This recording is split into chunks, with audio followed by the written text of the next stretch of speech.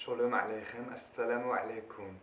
I decided to make this clip as a short response to a few reactions from Muslims that I got on the clip I posted on Jewish prayer and submission. A few Muslims, I was surprised, actually were siding with the few Jewish people who were claiming that the prostration I was presenting in that clip is simply me adopting Muslim modes of prayer, or that the text I was quoting has been influenced or polluted by Muslim or Islamic influence. That was really shocking to me, that Muslims would say this, for a number of reasons. First, I understand the few Jewish people who actually claimed that I wasn't Jewish, or that this was Islamic corruption of Jewish texts, or that I'm making it up, because they're simply ignorant. I mean, I gave references to mainstream Orthodox literature that is extremely well known throughout the Jewish world. Mishneh Torah, Talmud Bavli, Harbot HaLevavot, Duties of the Heart. Every moderately religious Jew should know these books, but the few Muslim people who kind of seem to support this idea, I respect you guys. Even though we have disagreements, I respect you guys. But in this, I'm not saying, obviously you have real questions, but I don't understand how you can consider this a possible, use the term pollution, that this is, or like doubt that this was the original practice of Jews, when the Quran itself testifies to such. Not that I am Jewish, I am not Muslim, I'm not using the Quran as the basis for my beliefs, but you as a Muslim, if you believe in the Quran, how can you doubt that this was the original practice? Because the Quran itself testifies to such, as does the New Testament, as does all historical text which records early Jewish practice. And the idea that it was a pollution, let's say the Jews did actually stop doing it early on, which is not the case.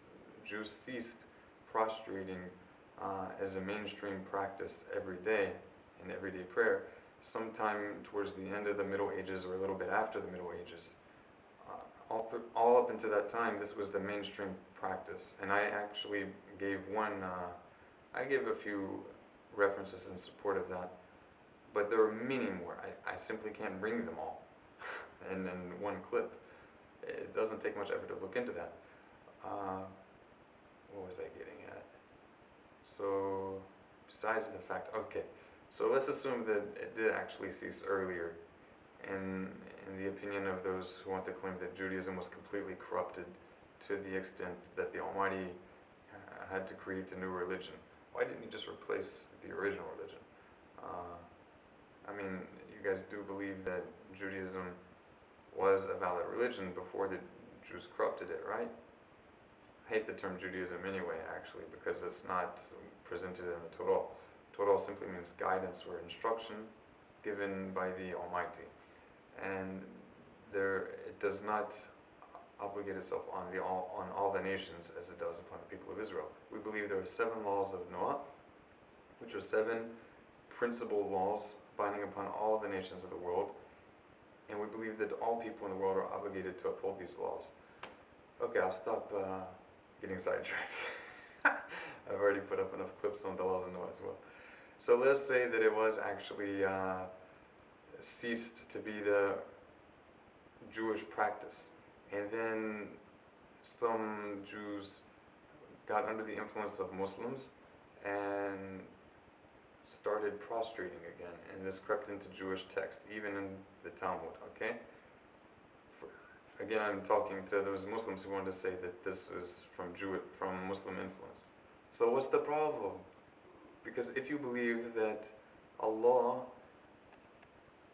restored and authorized the Quran by Muhammad as the original religion of Islam, submission, proper submission and surrender to the Creator, then this influence of Muslims in the Jewish text and Jewish practice that you want to claim or suspect, that cannot be called polluting. That cannot be called a corruption from your perspective.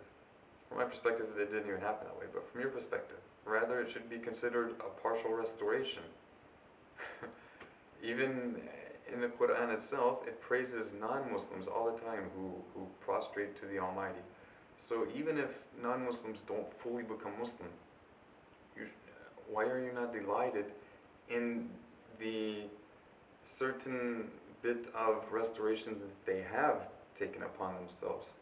Maybe in the future they will take upon full restoration in their religion, reverting back to the original religion. In your understanding, in my understanding, I already have reverted back to the original religion. And I'm not calling it Judaism, even though I am Jewish. Maybe that'll be a different video. Just wanted to let you know that. Yeah, I agree that the original religion and the only religion is true and sincere surrender, submission, subjugation of yourself to the will of the Almighty, whose singularity surpasses the splendor of anything in creation. It's not a matter of whether or not the one who isn't following the Quran is or isn't submitting to the will of the Almighty with sincerity. Sometimes it's a matter of knowledge. And it says in the Bible that my people perish for lack of knowledge.